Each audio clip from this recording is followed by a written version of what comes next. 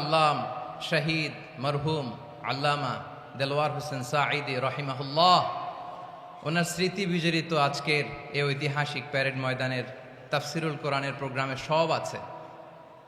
Stage আছে, শ্রোতা আছে, প্যান্ডেল আছে, মিডিয়া কাভারেজ আছে, কিন্তু আমাদের কলিজার টুকটাটা আমাদের মাঝে নাই।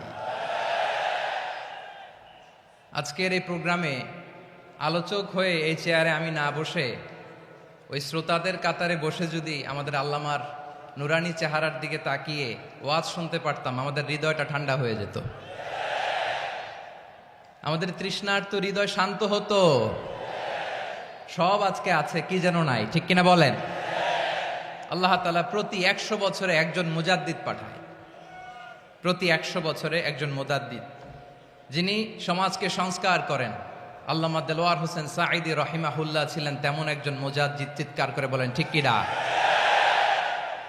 উনি শিরক বিদআতের আস্তানাকে তছনছ করে দিয়েছেন, তাওহীদের বাণীকে সমুন্নত করেছেন, গণমানুষের কাছে তাফসিরুল কোরআনকে জনপ্রিয় করেছেন। আজীবন আজীবন তিনি ইসলামকে বিজয়ী শক্তি হিসেবে দেখার স্বপ্ন দেখতেন। এত প্রাঞ্জল ভাষা, এত চমৎকার আধুনিক প্রেজেন্টেশন, গণমানুষের কাছে কোরআনের তাফসিরকে এভাবে জনপ্রিয় করে তোলার মতো ব্যক্তিত্ব আল্লামা সাঈদী ছাড়া দ্বিতীয় কেউ এই বাংলার ভূখণ্ডে নাই। এই যে তাফসিরুল কোরআন, এই যে টার্মিনোলজি, এই টার্মটাই উনি আসলে জনপ্রিয় করেছেন। আমরা আগে জানতাম না যে এভাবে তাফসির করা যায়, এভাবে scientific indications of the Holi কোরআনকে মানুষের কাছে পেশ করা যায়, এভাবে এত জীবন ঘনিষ্ঠ করে, এত ইন্টারেক্টিভ করে কোরআনের কথাগুলো মানুষের কাছে উপস্থাপন করা যায়। উনি অন্যায়ের বিরুদ্ধে সবসময় সোচ্চার ছিলেন, প্রতিবাদী কণ্ঠস্বর ছিলেন। ওনার আলোচনা শুনলে দেহের রক্ত টকবক করে ফুটতে থাকতো। আল্লাহু আকবার, আল্লাহু আকবার, আল্লাহু আকবার। He was a strong mouthpiece of Islamic revivalism. Islamic জাগরণের স্ট্রং মাউথপিস ছিলেন আল্লামা সাঈদী রাহিমাহুল্লাহ। অনেক দোয়া পেয়েছেন, আমরা পড়েছি, এমন জীবন তুমি করিবে গঠন, মরণে হাসিবে তুমি, কাঁদিবে ভুবন। গোটা বিশ্বকে তিনি কাঁদিয়েছেন। আল্লামা যখন ইন্তেকাল করলেন, আমি তখন মালয়েশিয়া থেকে যুক্তরাষ্ট্রে একটা কনফারেন্সে যোগ দিতে যাচ্ছি, কাতার এয়ারলাইন্সে। মালয়েশিয়া থেকে দোহাতে নামলাম। দোহায় যখন আমার ট্রানজিট, তখন শুনতে পেলাম যে আল্লামা বিদায় নিয়েছেন। সোশ্যাল মিডিয়ায় শুনে বিশ্বাস করতে পারলাম না। মুহূর্তের মধ্যেই মাসুদ সাঈদী ভাইকে মেসেজ করলাম, উনি কোনো উত্তর দিতে পারলেন না। মাসুদ ভাইয়ের সাথে যখন কোলাকুলি করি, আমাদের শামীম ভাইয়ের সাথে যখন কোলাকুলি করি, মনে হচ্ছে আল্লামা সাঈদীর ঘ্রাণ পাই। শরীরটা লিটারালি কাঁপছিল, নিজেকে মানাতে পারছিলাম না, বিশ্বাস করতে পারছিলাম যে আসলে আল্লামা বিদায় নিয়েছেন। ইন দ্য মিন টাইম আমার সেকেন্ড ফ্লাইট দোহা টু নিউ ইয়র্ক, 12 ঘন্টার ফ্লাইটে উঠলাম। ইন্টারনেট থেকে বিচ্ছিন্ন হলাম। নামার পরে শুনলাম আল্লাহু আকবার, যেখানে ওনাকে কবরস্থ করার কথা ছিল সেখানেও কবর দিতে দেয়া হয় নাই। ছবিগুলো দেখতে লাগলাম, হাসিমাখা মুখ, হাসিমাখা নিথর দেহটা, মরণে হাসিবে তুমি, কাঁদিবে ভুবন। From east to west, from north to south, the entire globe, গোটা বিশ্ব ওনার জন্য কেঁদেছে, গোটা বিশ্ব কেঁদেছে। কাবার গিলাফ ধরে ধরে মানুষ চিৎকার করেছে। এর চেয়ে শ্রেষ্ঠ মৃত্যুকার হতে পারে? আমাদের আল্লামার আর কি পাওয়ার ছিল বলেন? আর কি পাওয়ার ছিল? কুল্লু নাফসিন যায়িকাতুল মাউত, যারাই দুনিয়াতে আসবে তারা ইন্তেকাল করবে, এটা আমরা মেনে নেই, এটা আমরা জানি। কিন্তু অবাক করা বিষয় হচ্ছে, আমরা আজও জানি না আমাদের আল্লামার মৃত্যু কি স্বাভাবিক হয়েছে নাকি এটা পরিকল্পিত মেডিকেল কিলিং ছিল। এটা যে পরিকল্পিত মেডিকেল কিলিং ছিল, এটা ধারণা করার পেছনে অনেক কারণ আছে। তিনি আধিপত্যবাদের বিরুদ্ধে সোচ্চার ছিলেন, ফ্যাসিবাদের বিরুদ্ধে সোচ্চার ছিলেন, রাজনৈতিক প্রতিহিংসার শিকার ছিলেন। এজন্য এটা মেডিকেল কিলিং হতে পারে এ ধারণা আমরা করতেই পারি। আওয়াজ করে বলেন ঠিক কিনা? যেই সময়টা আমরা কাটাচ্ছি, এত সুন্দর সময় বাংলাদেশ আর পাবে না। আমাদের জন্মের পর থেকে এরকম চমৎকার সময় আমরা পাই নাই। এটাই আসল সময়। আমরা ইন্টারিম গভর্নমেন্টের কাছে দাবি জানাই, উচ্চতর তদন্ত কমিটি করে এটা কি হত্যাকাণ্ড ছিল নাকি স্বাভাবিক মৃত্যু ছিল, এই রিপোর্ট গণমানুষের কাছে প্রচার করে জানাতে হবে। এই দাবির সাথে কি সবাই আপনারা একমত? কারা কারা একমত হাত তুলে দেখান।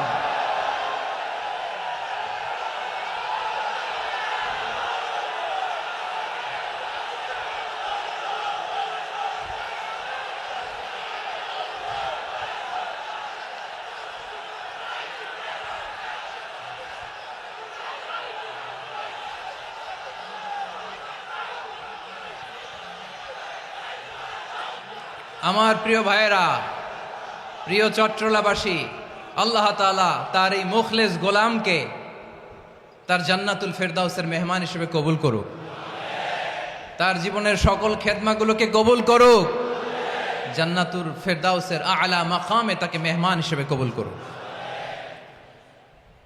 আল্লামা শহীদ দেলোয়ার হোসেন সাঈদী রাহিমাহুল্লাহ, উনি ছাড়াও এই ঐতিহাসিক ময়দানে কথা বলেছেন আল্লামা লুৎফুর রহমান রাহিমাহুল্লাহ। চলে গিয়েছেন আমাদেরকে ছেড়ে। তিনি বলতেন, ইনশাল্লাহ মিজান আবার আসবে।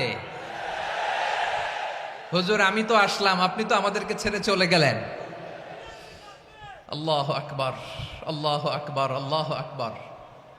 গলায় কোনো সুর ছিল না, সুর দিয়ে কথা বলতেন না, কিন্তু এত চমৎকার শব্দের বুনন, এত চমৎকার প্রেজেন্টেশন, এত চমৎকার ভাবে ঐতিহাসিক বর্ণনাগুলো তিনি উপস্থাপন করতেন। মন্ত্রমুগ্ধ হয়ে আমরা আল্লামা লুৎফুর রহমানের কথা শুনেছি। আমরা হযরতুল আল্লাহ লুৎফুর রহমান রাহিমাহুল্লাহর জন্য এই বিশাল ময়দান থেকে দোয়া করছি, আল্লাহ তাআলা তুমি তোমার এই খাদেমকে জান্নাতের মেহমান হিসেবে কবুল করে নাও।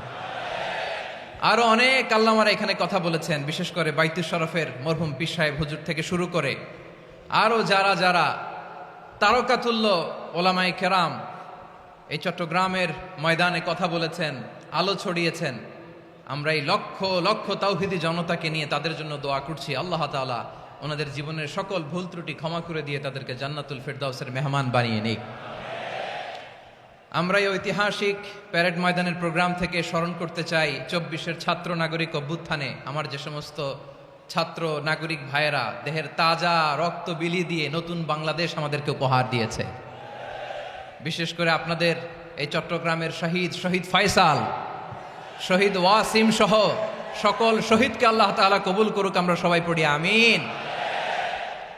প্রিয় ভাইয়েরা, আমি নগণ্য একজন কোরআনের ছাত্র, এত বিশাল মঞ্চে এত বড় প্ল্যাটফর্মে কথা বলা আমার জন্য সাজে না।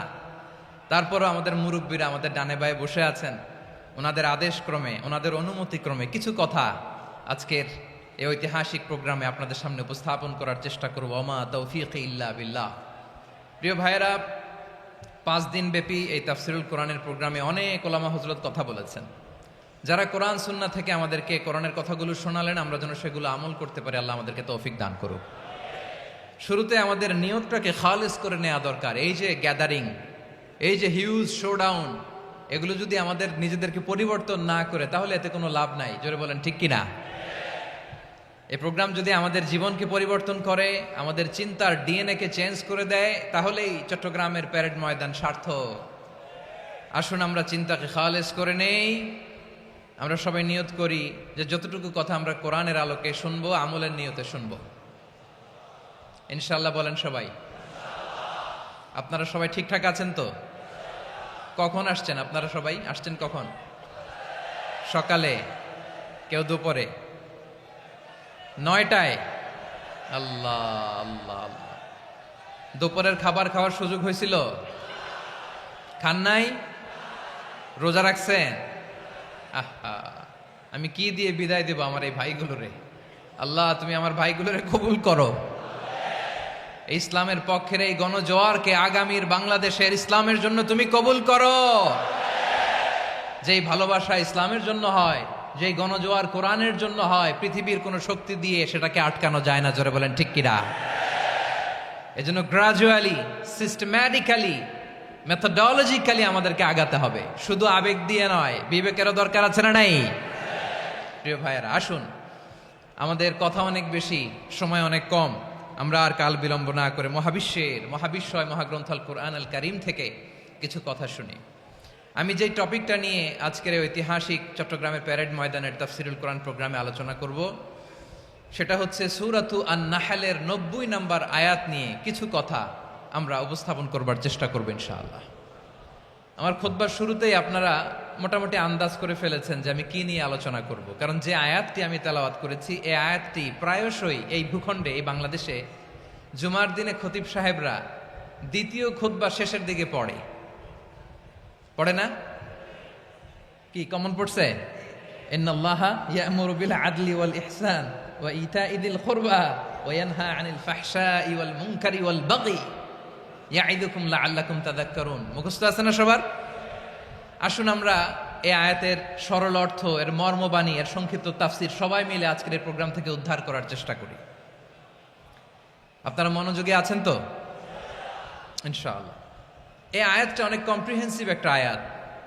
সাইয়েদনা আব্দুল্লাহ ইবনে মাসউদ রাদিয়াল্লাহু তাআলা আনহু উনি বলেছেন, ইন্নাহা মিন আজমাই আয়াতিল কুরআন, এটা কোরআনের সবচেয়ে জামে মানে আয়াত।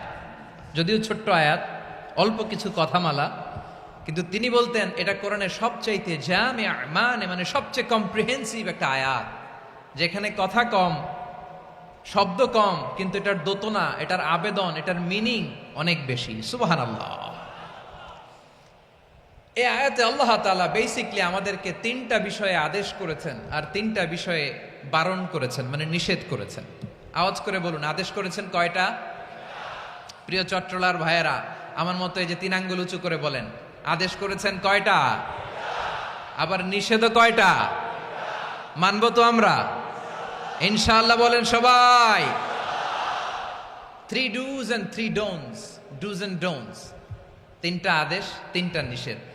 এই 3টা আদেশ আর 3টা নিষেধের ভেতরে আল্লাহ তাআলা গোটা ইসলামী শরিয়ার মূল নির্যাসকে ঢুকিয়ে দিয়েছেন। সুবহানাল্লাহ। এই ছোট্ট একটা আয়াতে গোটা ইসলামী শরিয়ার, the gist, the cream of the creams, গোটা ইসলামী শরিয়ার মূল নির্যাসকে আল্লাহ ঢুকিয়ে দিয়েছেন। 3টা আদেশ আর 3টা নিষেধ। আসুন আমরা সরাসরি কোরআন থেকে শুনি, সবাই পড়ুন। আউযু বিল্লাহি মিনাশ শাইতানির রাজীম। বিসমিল্লাহির রাহমানির রাহিম। ইন্নাল্লাহা ইয়া'মুরু বিল আদলি ওয়াল ইহসানি ওয়া ইতা'i যিল কুরবা ওয়া ইয়ানহা আনিল ফাহশাই ওয়াল মুনকারি ওয়াল বাগি ইয়া'iযুকুম লা'আল্লাকুম তাযাক্কারুন। আল্লাহ তাআলা ইরশাদ করছেন, ইন্নাল্লাহা ইয়া'মুরু বিল আদলি ওয়াল ইহসান, নিশ্চয় আল্লাহ তাআলা তোমাদেরকে ন্যায় বিচারের আদেশ দেন, সদাচরণের আদেশ দেন, নিকটাত্মীয়দেরকে দানের আদেশ দেন। আদেশ কয়টা? আওয়াজ করে সবাই বলুন তো কয়টা? নিশ্চয় আল্লাহ তাআলা তোমাদেরকে ন্যায় বিচারের আদেশ দেন, সদাচরণের আদেশ দেন, তিনি তোমাদের নিকটাত্মীয়দেরকে দানের আদেশ দেন, আর তিনি তোমাদেরকে অশ্লীলতা থেকে নিষেধ করেন, মন্দ কাজ থেকে নিষেধ করেন, অবাধ্যতা সীমা লঙ্ঘন থেকে নিষেধ করেন। তিনি তোমাদেরকে উপদেশ দেন যাতে তোমরা শিক্ষা গ্রহণ করো। সুবহানাল্লাহ। উপদেশ দিচ্ছে স্বয়ং কে? 3টা জিনিসের আদেশ। ইয়া'মুরু বিল আদল, সুবিচার, ন্যায় বিচারের আদেশ তিনি দেন। ইহসানের আদেশ দেন, যাতে আমরা ইহসান করি, একে অপরের প্রতি সুবিচার করি, মহানুভবতা দেখায়, অনুগ্রহ দেখায়, আর নিকট আত্মীয়দেরকে যেন আমরা দান করি। এই 3টা আদেশ তিনি দিয়েছেন। আর কোন 3টা জিনিস থেকে তিনি বারণ করেছেন? অশ্লীলতা, ফাহশা, মুনকার, মানে সব মন্দ আর অসৎ কাজ, এগুলো থেকে তিনি আমাদেরকে বারণ করেন। ওয়াল বাগি, অবাধ্যতা, সীমা লঙ্ঘন, এই 3টা কাজ থেকে তিনি আমাদেরকে বারণ করেন। তিনি আমাদেরকে উপদেশ দেন, স্বয়ং আল্লাহ তাআলা আমাদেরকে উপদেশ দেন যাতে করে আমরা শিক্ষা গ্রহণ করি। সুবহানাল্লাহ পড়ে। তাহলে আসুন আমরা ধরে ধরে একটা একটা করে সামনের দিকে আগাই। আল্লাহ তাআলা প্রথমে আমাদেরকে আদেশ দিয়েছেন আদালের। ইন্নাল্লাহা ইয়া'মুরু বিল আদল, আওয়াজ করে বলুন আল আদাল। সবাই পড়ুন আল আদাল। আমরা উর্দু জানি, হিন্দি জানি, অনেকে ইংরেজিও জানি, কিন্তু আরবি শব্দগুলো আমাদের মুখ দিয়ে বেরোতে চায় না। আওয়াজ করে বলুন আল আদাল। মাশাআল্লাহ, ইন্নাল্লাহা ইয়া'মুরু বিল আদল। আল্লাহ তাআলা আমাদেরকে আদলের আদেশ দেন। আদল অনেকে না বুঝলেও আদালত শব্দটা বুঝবেন। আদালত, আদালত, আদালত বুঝেন না? যেখানে বিচার কার্যের ফয়সালা করা হয়, কোর্ট কাচারি আদালত, এটা তো ভেরি কমন। এটা শুনছেন না সবাই? আদালত, যেখানে ন্যায় বিচার হবে, সুশাসন হবে। কিন্তু ভাগ্যের কি নির্মম পরিহাস, ওখান থেকে মিথ্যা সাক্ষী দিয়ে মনমতো রায় দিয়ে দেয়া হয়। এগুলোর পরিবর্তন হওয়ার দরকার আছে না নাই? প্রিয় ভাইয়েরা, আদালত